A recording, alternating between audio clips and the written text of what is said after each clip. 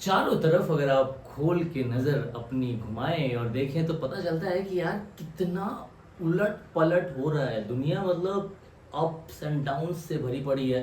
360 degree. Bharat की बात करें इंटरनेशनल, वो तो हमास के चीफ की मौत की बात तो दूर की है। हम अपने अगल बगल अपने आसपास न्यूज़ में अगर हम देखें भारत में तो कितना उथल पुथल हो रहा है। लाइक एक कोचिंग सेंटर में उसके बेसमेंट में लाइब्रेरी बनी है। उस लाइब्रेरी में 3 छात्र पढ़ते हुए जल भराव के कारण मर जाते हैं। उसके बाद पूरा हो हल्ला होता है।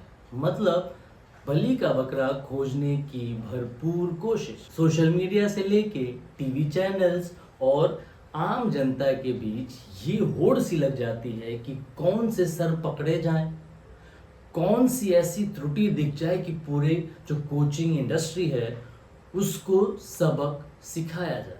हालांकि होना भी चाहिए, कोचिंग इंडस्ट्री में बहुत सारे माल प्रैक्टिसेस हैं, लेकिन हम सिंगल आउट कर रहे हैं लोगों को, उनको खोज रहे हैं, उन पे दोष तय कर रहे हैं बिना किसी सबूत या फिर बिना किसी जानकारी के। हर कोई शक के दायरे में है, सब पे सवाल उठने चाहिए, लेकिन सिंगल आउट नहीं करना चाहिए। क्योंकि कोई यूट्यूब पे फेमस है, कोई इंस्टा रील्स में फेमस है, तो हम उसको पकड़ के बलि का बकरा बना दें, एक दिन में जवाबदेही पूरी तय कर दें, उनकी पूरी कोचिंग जो कैरियर है उस पे सवालिया निशान खड़े कर दें। बनाया किसने उनको? एग्जाम्पल के तौर पे जो ओझा सर हैं, ओझा सर बहुत ही मतलब यार एकदम गमछा लपेट के आते हैं और ज्ञान देते हैं। कहाँ? रील्स पे, यूट्यूब पे। लेक्चर्स तो अलग है, 4-4 5-5 घंटे के जो लेक्चर्स हैं वो अपने स्टूडेंट्स के लिए बनाते हैं, वो अलग है। उसके अलावा वो टीवी चैनल्स को इंटरव्यू देते हैं। लेकिन इस इंसिडेंट से पहले चाहे वो विकास दिव्यकीर्ति सर हों या फिर ओझा सर जैसे यूपीएससी के प्रोफाउंड और बहुत ही लोकप्रिय शिक्षक हों, इनको भगवान तुल्य बना के प्रेजेंट करती थी मीडिया। मुख्य तौर पे मैं बात करने वाला हूँ लल्लन टॉप की, जो आजकल जो यंग जनरेशन के जो बच्चे हैं जो हिंदी पट्टी से आते हैं उनका एक फेवरेट जगह बन गया है। क्या करने के लिए? तो अपनी जो भावनाएं और अपने अंदर की जो संभावनाएं हैं उनको तलाशते हुए कुछ समाचार 3-4 ऑलमोस्ट सब अपर कास्ट ब्राह्मण एंकर्स की जो ज्ञान है उनको अर्जित कर रहे हैं और उनको लग रहा है कि वो ज्ञानी है। तो ये जो प्लेटफॉर्म है ललन टाइप जैसे, इन्होंने ओझा सर, दिव्यकीर्ति सर, इन सबको एक ऐसा नाम बना दिया हमारे और आपके सामने कि ऐसा लगा कि भैया यूपीएससी अगर क्रैक करना है तो ज़िंदगी में आपको सफलता या असफलता का फ़र्क और असफलता और सफलता में कैसे अपने आप को नेविगेट करें, तो ओझा सर और विकास दिव्यकीर्ति सर आपको रामबाण इलाज देंगे। हम ऐसे ओझा सर और दिव्यकीर्ति सर जैसे लोगों से जवाबदेही तय करवा रहे हैं जो कि बिजनेसमैन हैं।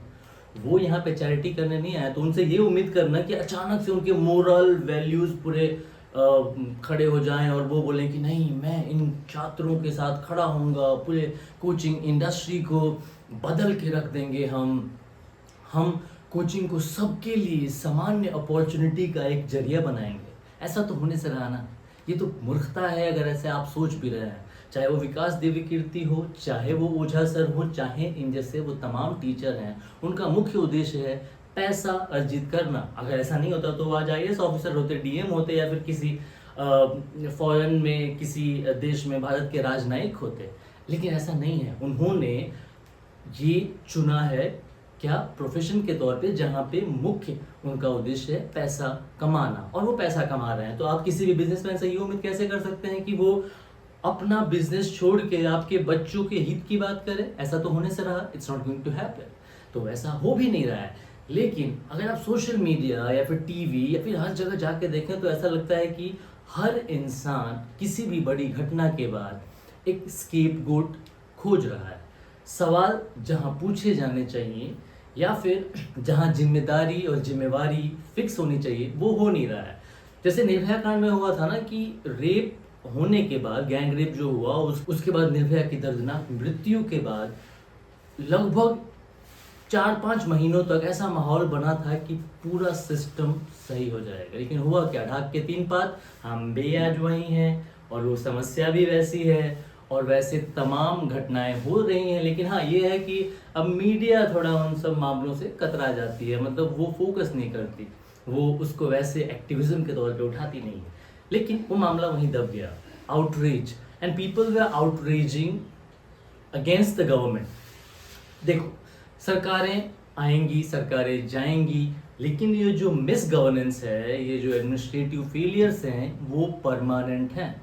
बात करते हैं राजेंद्र नगर की। राजेंद्र नगर में बेसमेंट में जो कोचिंग क्लासेस चल रहे हैं, वहाँ परमिशन लेने में जो डिस्क्रिपेंसीज हैं, या फिर कहें कि इलीगली ये जो बेसमेंट चल रहे हैं और इन बेसमेंट्स में लाइब्रेरी या फिर कोचिंग सेंटर्स चल रहे हैं, ये आज की तो बात नहीं है, ये लगातार परसिस्टेंट रहा है। गवर्नेंस तो एक दिन की बात नहीं है, एडमिनिस्ट्रेशन भी एक दिन की बात नहीं है। जवाबदेही अगर तय करनी होती है तो जवाबदेही होलिस्टिकली तय करनी होती है। हमें उस पूरे सिस्टम को सवालिया घेरे के अंदर ला कर रखना होता है, जहाँ पे जो लाइसेंस या फिर परमिशंस होते हैं वो अंडर द टेबल पैसा बढ़ा के लिए जाते हैं। अब बात कर लेते हैं इस इंसिडेंट की। राजेंद्र नगर में ऐसा नहीं है कि ये पहला कोचिंग इंस्टीट्यूट है जहां बेसमेंट में क्लासेस चल रही हैं, या फिर जल भराव, या फिर पानी, बिजली, इन सब की समस्या है। कोई भी अर्बन जो मॉडल है इंडिया में, मोस्टली जो मेट्रो सिटीज़ में है, वहाँ पे जल भराव, ड्रेनेज, इन जैसी तमाम समस्याओं का एक ढेर सा पड़ा हुआ है, जिसको जब सवाल आता है कि अच्छा कितने लोग मर गए, तो ये सवाल पूछ लो, 4-5 दिन डिबेट कर लो, 4-5 दिन वो एक विक्टिम खोजो। तो आप देख रहे हैं कि एक तो पूरा सर्कस बन गया है। एक फिल्म आई थी जाने भी दो यारों, और जाने भी दो यारों में जो सिस्टम को एक्सपोज किया गया था, कुछ उसी तरह comedy of errors, the dark humour we can see all around. हम आज आम देश नहीं है, we are fastly developing country. मतलब आज हम अमेरिका से बस थोड़ा सा ही नीचे हैं, और ऐसे तो दिल और दिमाग से तो हम विश्वगुरु बन चुके हैं। तो तमाम घटनाएं घट रही हैं, लेकिन इन घटनाओं में कॉमन क्या है? इन घटनाओं में अगर आप देखें तो एक कॉमन चीज खोजी जाती है, स्केपगोट। और आजकल एक नया चलन आ गया है कि बुलडोजर जस्टिस। आई मीन, आप मध्य प्रदेश देख लें, यूपी देख लें, दिल्ली देख लें, यहाँ पे कोई भी घटना होती है। रिसेंटली महाराष्ट्र के पोर्शे वाले केस में सबसे पहले सरकार का प्रॉम्प्ट एक्शन क्या था कि उस रेस्टोरेंट का एक हिस्सा बुलडोजर से ढहा दिया गया, इसलिए क्योंकि लोगों को लगे कि भैया काम तो हो रहा है ना, एक्शन हो रहा है, but who are the real people who are responsible? Is it only 1 person और 2 person, या फिर this is whole system which is responsible? Delhi में अगर हम बात करें तो अभी आम आदमी पार्टी की सरकार है, वहाँ पे उनका मेयर भी है, एमसीडी में भी उनका वर्चस्व है, लेकिन जो डिसीजन मेकिंग है वो बहुत ही फ्लॉड है। मतलब एलजी और वर्सेस सीएम तो हम जानते ही हैं। यहाँ पे कोई सुप्रीम कोर्ट वर्डिक्ट देता है पावर शेयरिंग का एलजी और सीएम में, तो उसको स्टक डाउन कर दिया जाता है। कैसे? ऑर्डिनेंस ला के सरकार द्वारा। तो सेंटर वर्सेस स्टेट, और उसमें पिस जाती हैं जानें, उसमें पिस जाते हैं मुद्दे, और उसमें पिस जाते हैं इनोसेंट छात्र जो अपनी जानें गंवा देते हैं। और ये छात्र सिर्फ यहीं लिमिटेड नहीं है, ये जो कोचिंग का जो धंधा है वो मल्टी सिटी, मल्टी लेयर्ड है। आप अगर ध्यान से देखें, जूम आउट करके चीज़ों को देखेंगे तो आपको पता ये चलेगा कि ये जो कोचिंग का धंधा है ना, ये सबसे कमाऊ धंधा बन गया है अभी इंडिया में। नौकरियां कम हैं, और जो कम नौकरियां हैं उसमें से प्रेस्टिजियस नौकरियां और भी कम हैं। और इन प्रेस्टिजियस नौकरियों को पाने के लिए छात्र 11-12 करने के बाद से ही मेहनत करने लगते हैं। माँ बाप पैसे खर्च करने लगते हैं, 1,00,000 2 लाख। मतलब ये जो राव आईएएस जैसे जो कोचिंग इंस्टीट्यूट हैं, यहाँ पे तो एक साल के लगभग 1.7 लाख पर एनम। मतलब आप समझ रहे हो, 1,70,000 सिर्फ कोचिंग लेने के। उसमें भी गारंटी ये नहीं है कि आप क्रैक कर पाओगे। क्यों?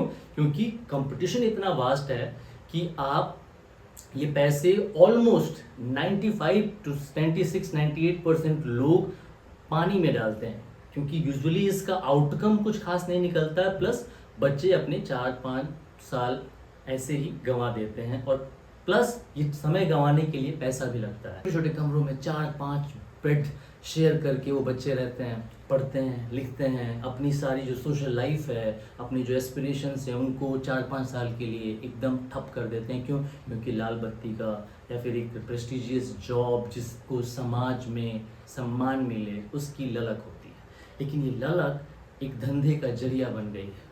आप अगर किसी एक गांव में रहते हैं, मैं एग्जांपल देना चाहता हूँ पूर्वांचल का, पूर्वांचल यूपी का, वहाँ पे एक जगह है बलिया। अब बलिया में अगर कोई बच्चा है जिसके बाप के पास उतना पैसा नहीं है, तो वो क्या करता है कि सबसे पहले उसका उद्देश्य ये होता है कि उसको बलिया भेजा जाए। बलिया डिस्ट्रिक्ट हेडक्वार्टर है, तो बलिया डिस्ट्रिक्ट हेडक्वार्टर है, डिस्ट्रिक्ट भी है, तो वहाँ पे जाके बच्चे छोटे छोटे कमरे लेते हैं और वहाँ पे एक कॉटेज इंडस्ट्री है कोचिंग की जो ऑर्गेनाइज नहीं है। वहाँ पे कोई परमिशन लेना देना ऐसा कोई कुछ नियम कानून कोई किसी भी लेवल पे नहीं है। तो वहाँ पे जो जैसे है वैसे कोचिंग इंस्टीट्यूट चला रहा है। बड़े बड़े बिलबोर्ड्स दिखेंगे आपको वहाँ पे भी कि हमारे 2 बच्चे हो गए, हमारे 4 बच्चे हो गए टॉप पर। वो क्लेम्स कितनी सच हैं, कितनी गलत हैं, कितनी झूठ हैं, ये नहीं पता। और औकात की बात यहाँ भी है। तो जो बलिया में अपने बच्चे को कोचिंग दिलवा रहा है उसकी औकात ऐसी है कि वो लोअर मिडिल क्लास का है। चलिए ठीक है, उसके पास आमदनी का थोड़ा बहुत जरिया है जो वहाँ रह के वो अपना जुटा पा रहा है। अब उसके बाद वाली जो कैटेगरी आती है वो मूव करती है उस एरिया के 2-3 बड़े शहरों में जो थोड़े बड़े हैं और जहाँ पे अपॉर्चुनिटीज कोचिंग्स की थोड़ी ज़्यादा है। तो वो मूव करते हैं कहाँ, गोरखपुर बनारस। और गोरखपुर बनारस जाने वाले बच्चे वहाँ पे भी सेम, वहाँ पे उस लेवल पे एक छोटा सा अगेन कोचिंग का कॉटेज इंडस्ट्री, और उस कॉटेज इंडस्ट्री में परमिशन, स्टूडेंट्स की वेलबींग या फिर पैसों मतलब फीस कितनी होगी, उस पर कितना लिमिट होगा, कितना क्या होगा, इस पर कोई किसी का भी ध्यान नहीं है। जो जैसे चाहे वैसे क्लेम करता है, जैसे चाहे वैसे पैसे मांगता है और बच्चे देते हैं और बहुत ही दयनीय हालत में रहते हैं। वो जो रियायती इलाके हैं जहाँ पे छात्र रहते हैं कोचिंग्स के लिए, वहाँ पे मनमानी रेंट लिए जाते हैं, मनमाने खाने के जो मेसेस हैं वहाँ पे पैसा लिया जाता है और बच्चे देते हैं क्योंकि कोई चारा नहीं है। वो यहाँ पढ़ने आए हैं, वो खाना नहीं बनाएंगे, वो बाजार नहीं करेंगे, या फिर वो यूजुअली कोचिंग सेंटर के अगल बगल घर लेते हैं। तो अब वहाँ पे हो गया। और उससे ज़्यादा अगर पैसे वाले लोग हैं लेट्स से बलिया के, तो वो क्या करते हैं, वो अपने बच्चों को दिल्ली, इलाहाबाद या फिर ऐसे तमाम जगहों पे भेजते हैं जहाँ पे कोचिंग आराम से दी जा सके। अब वो वहाँ जाते हैं, वहाँ पे बच्चे जाते हैं तो 4-5 साल तो उनका भी ये लग जाता है कि अरे चलो यार हम तो कोचिंग ले रहे हैं, आईएएस तो बनना ही है। तो अगर मान लीजिए दिल्ली में 8 लाख बच्चे अगर कोचिंग ले रहे हैं, तो 8 लाख में से 8 लाख लगभग ये सोच के ही चलते हैं कि वो आईएएस ऑफिसर बनेंगे। बनते कितने हैं हर साल कितने 1000, मैक्सिमम 1500। और ये एक विशियस एक साइकिल है जो चलता रहता है। एक ऐसा पिंजरा है जहाँ पे आप एक बार अगर चले गए तो उस पिंजरे से निकलने का 2 ही तरीका है। या तो आप लाइफ में एक नाकाम इंसान बन के निकलें और रट्टा मार मार के आपको जो ज्ञान अर्जित हो रहा है वो उसका कोई, अगर आईएएस नहीं बनते तो उसके अलावा इसका कुछ खास उपयोग नहीं है। जो पूरा यूपीएससी का सिस्टम है वो पूरा फ्लॉड है। और ये जो कोचिंग इंडस्ट्री है, ये जो झा सर हैं, देवी कीर्ति सर हैं, ये अपना बिजनेस चला रहे हैं और उनसे हम ये उम्मीद कर रहे हैं कि अचानक एक दिन से वो चैरिटी करने लगेंगे just because they are giving some good moral lectures and giving gyans on social media. That's what we all are doing. We all are going on social media giving gyan and trying to impress people, and that's it. That's not our extension of personality.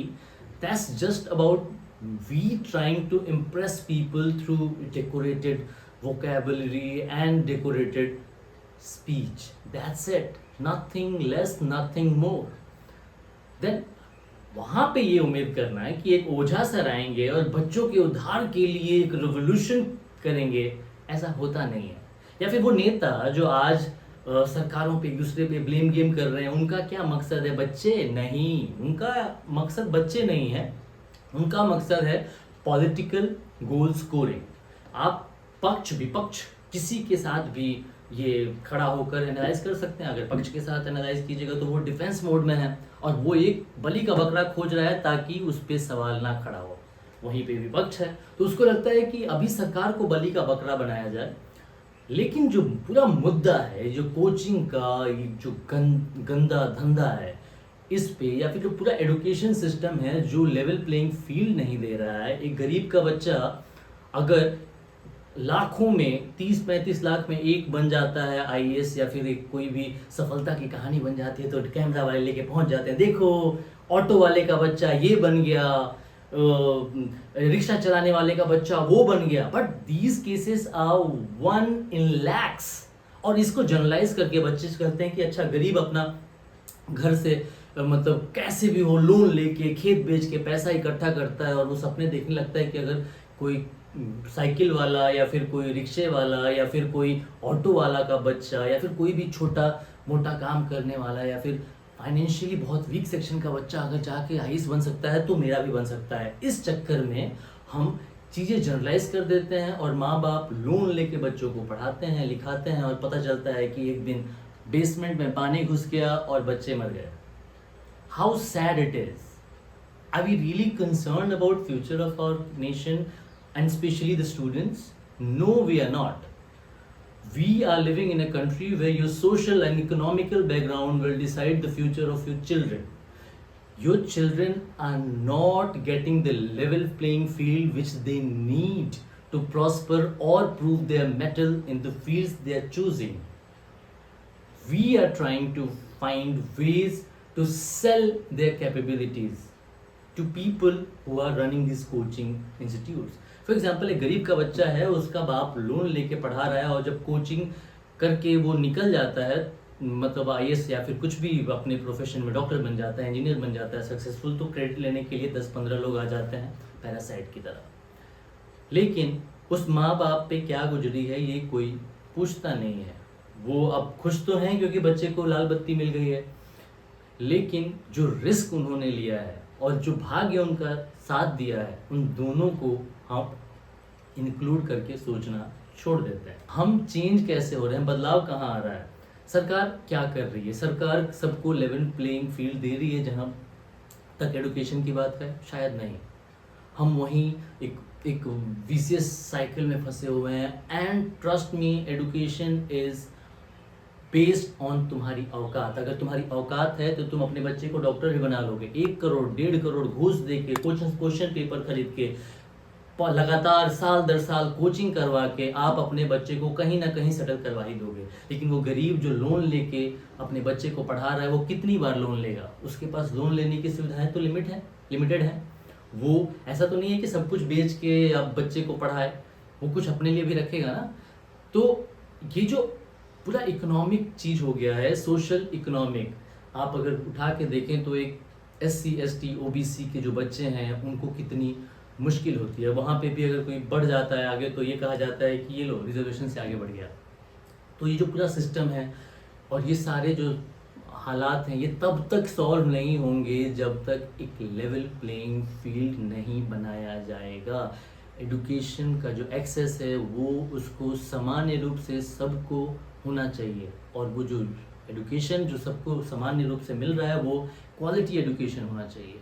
और वहाँ से जहाँ से बच्चों को ये एक platform दिया जाए कि वहाँ से वो अपनी उड़ान तय कर सकते हैं। अगर वो अच्छे हैं तो उड़े, नहीं तो बैठे रहें, लेकिन उनके पास ये ऑप्शन तो होगा ना। अभी तो यहाँ पे प्लेटफॉर्म ही अलग अलग दिया जा रहा है। आपके बाप के पास पैसा है तो आप यहाँ खड़े हैं, आपके बाप के पास पैसा नहीं है तो आप धरातल में खड़े हैं।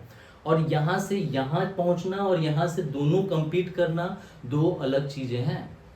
और नौकरियाँ कम हो गई हैं, डिसेंट्रलाइजेशन ऑफ जॉब्स नहीं है, डिसेंट्रलाइजेशन ऑफ एजुकेशन नहीं है, डिसेंट्रलाइजेशन ऑफ एजुकेशनल इंस्टीट्यूट्स नहीं है। अगर आप किसी भी रूरल एरिया में जाएं, किसी भी देश के बहुत बड़े हिस्से में जाएं जहाँ पे छोटे शहर हैं, टायर 2 सिटीज़ हैं, और वहाँ पे ढंग के एजुकेशनल इंस्टीट्यूट्स नहीं है।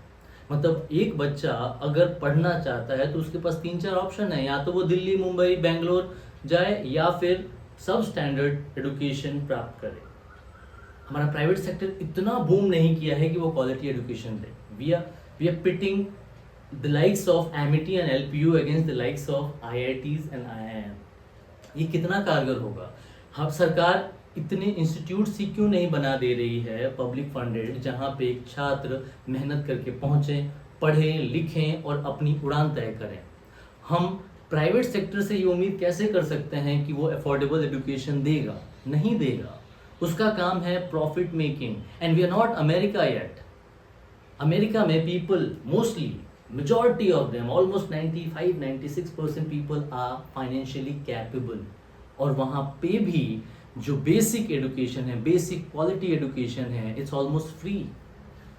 किसी भी आप डेवलप्ड कंट्री में जाइए, या फिर कोई भी एक कंट्री है जो अपने ह्यूमन रिसोर्स को बहुत अच्छा करना चाहती है, या फिर एक बहुत ही प्रोग्रेसिव माइंडसेट क्रिएट करना चाहती है अपने स्टूडेंट्स की, अपने जो फ्यूचर हैं देश के बच्चे, उनके लिए एजुकेशन मोस्टली फ्री रखती है। एजुकेशन एंड हेल्थ केयर, ये सोशलिज्म नहीं है, ये कम्युनिज्म नहीं है, ये एक ऐसा तरीका है जिससे आप अपने देश में equal opportunity and equal opportunities for education and jobs create कर सकते हैं। I'll point out 3-4 things. First, decentralize the education system. ये है कि आप बड़े शहरों को सेंटर बनाने से ज़्यादा अच्छा है कि आप छोटे छोटे शहरों में quality education centres of excellence create करें, public funded. Don't rely on private sector to fund a university and then do charity. They won't do it. Second, decentralize the job market. Decentralization of job market is like try to create economic zones in different parts of country and not center it in 3-4 metros. अगर आप decentralisation of economy नहीं करोगे तो decentralisation of jobs नहीं होगा और लोगों को मूव आउट करना पड़ेगा, और जो चरमराई हुई व्यवस्था है शहरों में वो और भी विकराल रूप लेगी। हमारे जो सारे मेट्रो सिटीज़ हैं वो अपने जो कैपेबिलिटीज़ हैं, अपनी जितनी क्षमता है उसको कब का क्रॉस कर चुके हैं। जहाँ 4 लोगों की रहने की जगह है वहाँ पे 40 लोग रहेंगे, तो कहाँ से व्यवस्था सुदृढ़ रूप से चलेगी? नहीं चलेगी। तो decentralisation of economy and job market is one solution. और तीसरा, सरकार को ये समझना होगा कि भैया शिक्षा जो है वो एक अच्छी शिक्षा अफोर्डेबल प्राइस या फिर फ्री, मैं कहता हूँ मुफ्त मिलनी चाहिए सारे बच्चों को। उनको एक ऐसी अपॉर्चुनिटी मिलनी चाहिए जहाँ से वो ये ना चिंता करें कि उनको कोचिंग पे खर्चा करना है, उनको अच्छे स्कूल के लिए पैसा खर्चा करना है, और वो इसी खर्चा करने के सोच से दब जाएं और पढ़ ना पाए। सरकार को ये सुनिश्चित करना चाहिए कि एक सर्टेन एज तक higher education, let's say graduation तक, जो पूरी जो शिक्षा है एक इंडिविजुअल छात्र की, चाहे वो अमीर हो, गरीब हो, या फिर किसी भी सोशल बैकग्राउंड से आता है, वो फ्री मिलेगी क्वालिटी एजुकेशन, और वहाँ से अपनी आगे की जो यात्रा है वो खुद तय करेगा। नाउ फोर्थ, एक रिस्पॉन्सिबिलिटी फिक्स होनी चाहिए। There should be proper legalisation, there should be proper permission granting mechanism, जहाँ पे ये पता चल सके कि अगर एक छात्र यहाँ पे अगर जो पढ़ाई लिखाई कर रहा है और इसके साथ कुछ मिसहैप हो रहा है तो who will be responsible. It should be fixed in advance.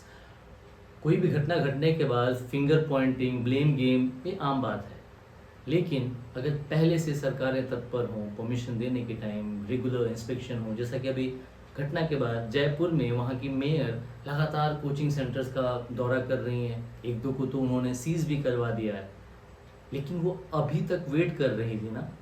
वो बच्चे कितने परेशान होंगे वहाँ पे। ऐसा नहीं है कि ये घटनाएं लिमिटेड हैं दिल्ली मुंबई तक, नहीं, ये घटनाएं पूरे देश में होती हैं, लेकिन चलो यहाँ पे मीडिया का एक्सेस है तो ये लगता है कि दिल्ली के बीच में कैसे बच्चे बेसमेंट में जल भराव से मर गए। हेडलाइन अच्छी लगती है और थोड़ी प्रोवोकेटिव है, सेंसेशनल है, इसीलिए हमारे पास आती है। अगर ये सेंसेशनल नहीं होती तो शायद हमारे पास भी नहीं है। तो चलिए, ये तो एजुकेशन सिस्टम हुआ और ये थोड़ा रैंट टाइप का हो गया, लेकिन ये रैंट ज़रूरी है।